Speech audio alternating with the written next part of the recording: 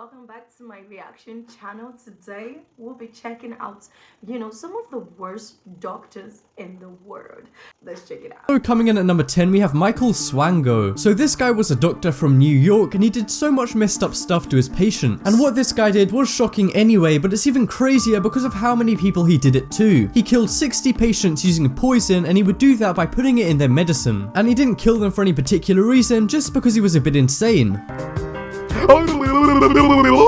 He was actually caught because of a really weird reason. It wasn't any detective or police shit. Someone just found a scrapbook he made about the murders with newspaper clippings, notes, and photos in it. So yeah, this guy actually took pride in killing those people, which to me is really creepy. And he didn't just kill patients, he also beat a colleague to death. Anyway, after he was caught, he only confessed to 4 murders, but luckily that didn't work out too well and he got life in jail. And he's in jail right now, but he does have a chance for parole in 4 years. So yeah, in 4 years, watch out and make sure this guy isn't your doctor. Anyway, if that didn't creep you out enough, before he was even caught, he was nicknamed Dr. Death because it was known that his patients would always die out of nowhere. I thought you had to be smart to be a doctor. I don't know why his colleagues didn't pick up on this one. But anyway, this guy really was a wolf in sheep's clothing. So coming up next is Cecil B. Jacobson. So what this guy did is really bad, but not as severe as some of the others on this list, like murderers or whatever. But what Cecil did was more straight up disgusting. So this guy was a fertility doctor and he used his own sperm to impregnate his patients without telling them. And that's not the only crime he committed. He also did a lot of money fraud, and that earned him hundreds of thousands of dollars, as if doctors weren't already paid quite a bit. Anyway, he was found out after patients who got pregnant out of nowhere tipped off a local TV station. They then did a story on him and publicly pressured him to do a DNA test. And after that, they found out he was the father to 75 kids where the mums had no clue who the dad was. That's really fucked up because he's not just messing up the mum's life by having an unwanted kid, but also messing up a kid's life before they're even born. And he was found to be guilty of 52 counts of fraud, which earned him a ton of money. So yeah, this guy is an all-round douche. And for doing all that stuff, he only got 5 years in jail and a $100,000 fine. And what's crazy is that even though this guy did all of that bad stuff, he won a Nobel Prize in 1992. Then again, Hitler did win a Nobel Prize in 1938, so you can't really trust those guys. And I saved the craziest fact about this guy for last. It was found out that he'd impregnated a baboon that the hospital was doing tests on. That's beyond crazy. At that point, you're literally a baboon rapist.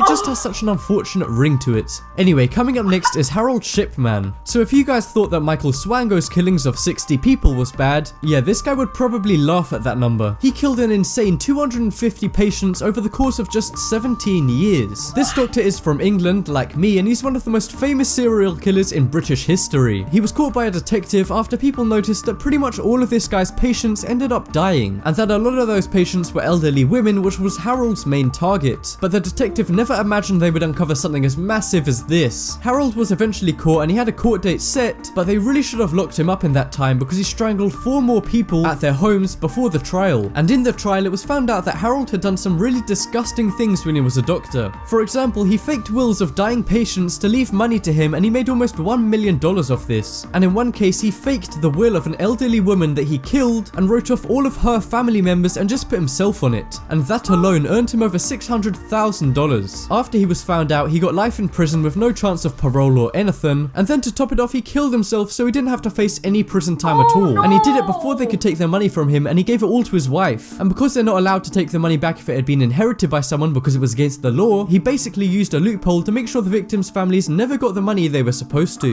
Wow, even after death, he still managed to find a way to ruin those families' lives. So coming up next is Conrad Murray. Now this doctor is very famous, and I bet most of you guys will have heard of him or seen him before. This is the guy that was found guilty of Michael Jackson's death. He gave Michael Jackson 25 milligrams of propofol on the night that Michael Jackson died. He also treated Michael with other drugs that wouldn't harm him, but he said that even though he knew it wouldn't be good for him, Michael insisted on having the propofol. I mean, I know he's famous and he was asking for it, but I mean shit, if you know it's not going to be good for him, then what kind of doctor are you to just give people exactly what they want? Hey, could I get a little bit of morphine? Well, I don't know, I'm not really supposed to. Hey man, do you know who I am? I'm Charlie. I am top 10s and I want that morphine.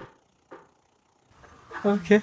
That's how I assume it went down. But seriously, this doctor was charged with manslaughter, which is where you didn't mean to kill the person, but you did. And he was sentenced to the maximum jail time for manslaughter, which was 4 years, but he ended up only serving 2 of those years. And he also got his medical license revoked. It was suspected that Conrad gave Michael the medicine because he didn't want to get fired as Michael Jackson's doctor because he was earning $150,000 a year from it. That is a lot of money, but as a doctor, you should never put anyone's life at risk.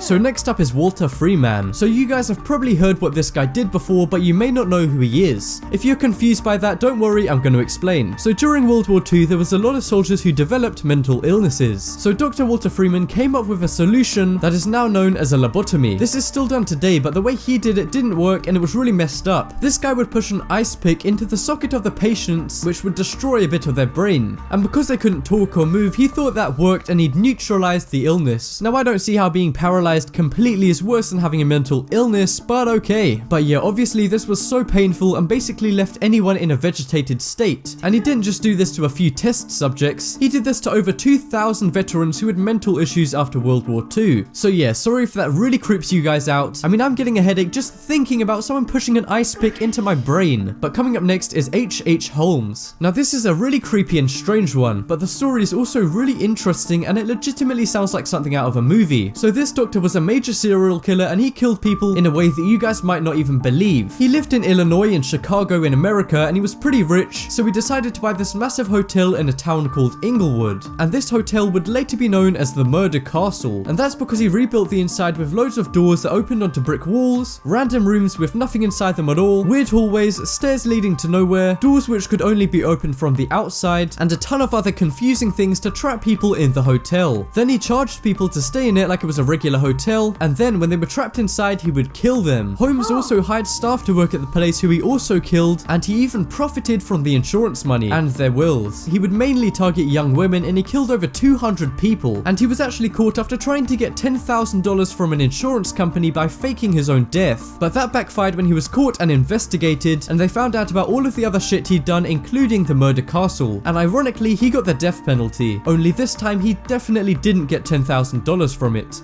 So coming up next is Jack Kevorkian. So this doctor was a euthanasia enthusiast, which meant he thought if someone wanted to die, then he would just do it for them. And what's even weirder is that he videotaped himself killing a few of these people. Once he filmed himself giving a guy a lethal injection, and then he even showed it live on a CBS News interview. And he was arrested about 19 times for doing this, and it wasn't just people who were in pain medically, some of the people were suicidal or mentally ill, and he just killed them because they asked for it, which is really stupid because he could have just got the people mental help or something. Anyway, he was sentenced to 8 years in prison for doing this, and then he died when he was 84. And if that didn't creep you out enough, he was also really into art, but not the kind of art you and me might like. He did drawings with his own blood, and he usually did it of really disgusting things like dead kids and other really nasty stuff. So yeah, in short, this guy was obsessed with death, which is never a good thing if you're a doctor. So next up is Fritz Haber. So this guy's a little bit different to all of the other doctors on this list, but what he did was just as bad, if not worse. He developed chemical weapons for Germany in World War II. So yeah, he basically introduced poison gas into modern warfare. And believe it or not, this guy also has a Nobel Prize. I killed 5 people and then I set a school on fire. Holy shit, someone get this man a prize! But seriously, this guy weaponized chlorine and other gases, and this is really inhumane even back then. And this guy actually gave Saddam Hussein the inspiration for what he did, which was to kill thousands of people with chemical gases. And what's really bad about killing people with chlorine gas or another gas is that it's a really slow and painful death. So if you already thought that war was pretty shit, well, this guy just made it quite a bit worse. And even though it's illegal and inhumane, some armies still use his techniques today. And even now, he's nicknamed the father of chemical war. Yeah, not exactly the best nickname to have. So next up is Francis Willis. This guy's another doctor who was really bad towards the mentally ill. He was a famous doctor because he treated King George when he went insane. But he wasn't properly trained to treat the mentally ill, but he did it anyway, and he did a really bad job of it. He had a technique called blistering, which involved the patients doing manual labor all day every day, and if they didn't do exactly what he said, he would be aggressive to them and make them wear a straitjacket at all times. And this caused people to go even more crazy because they were basically prisoners there. I mean shit, that's almost worse than prison. At least in prison you're not in a straitjacket.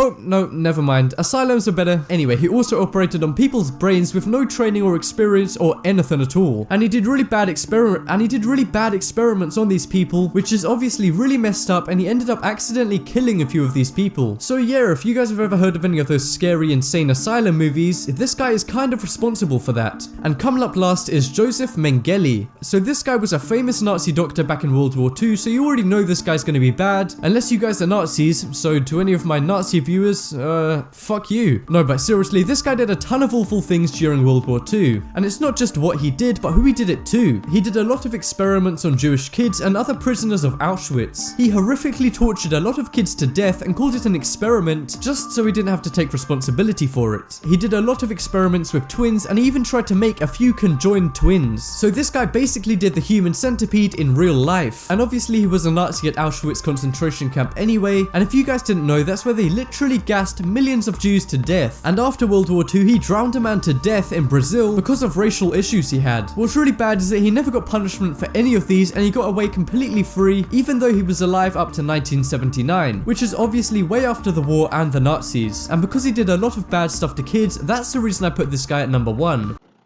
What? Oh my god. Oh my god. Now I'm scared. I'm scared about, you know, going to a hospital, because how would you tell? You can't even tell.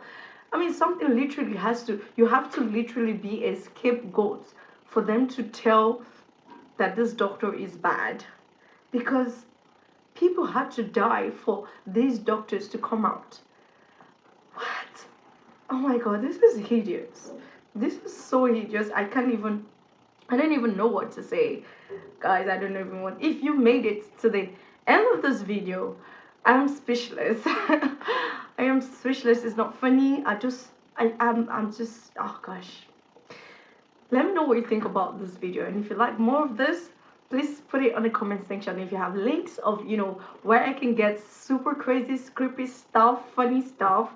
Yeah, this is my reaction channel, and anything does go. So please put it in the comment section, and I'll be sure to check it out. Till my next video. Bye.